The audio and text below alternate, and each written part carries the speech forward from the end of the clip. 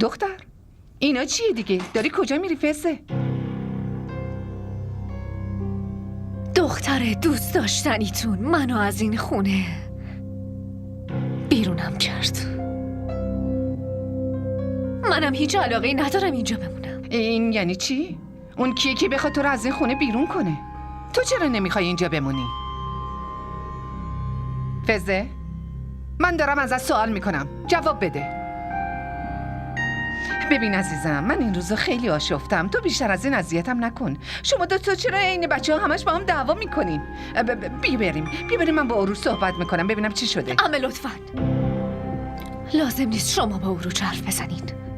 همینجوریشم خیلی وقتم تو این خونه هدر رفته، اونم به خاطر شما.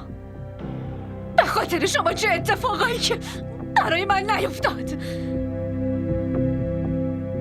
و بهونه های دخترتونم که دیگه اصلاً برام هیچ فرقی نمیکنه. اما ممکنه که واسه داداش جبار فرق داشته باشه، چون وقتی عروج بهم سیلی زد میتونین چی شد؟ اون لحظه داداش جبارم پشت خط بود. چی گفتی؟ اون به تو سیلی زده؟ دیوونه که نشده. الان میرم ازش سوال میپرسم. همه خواهش میکنم بس کنین دیگه، حرفاتون هیچ تأثیری به حال من و این خونه نداره. میخوام آخرین حرفمو بهتون بگم.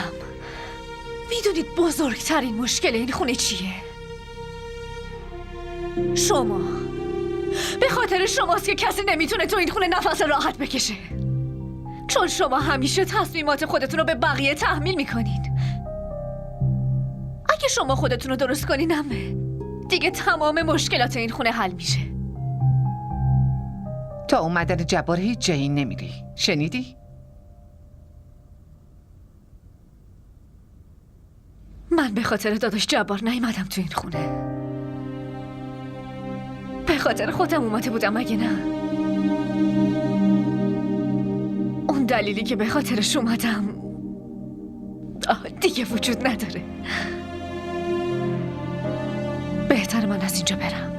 تو چی میخوای بگی؟ واضح حرفتو بزن. روحام اون آدم نیستم.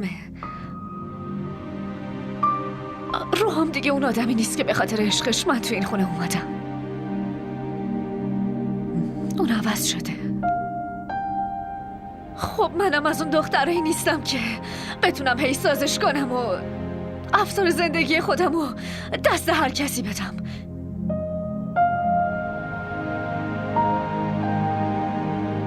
به نظرم رفتن من به نفع هممونه.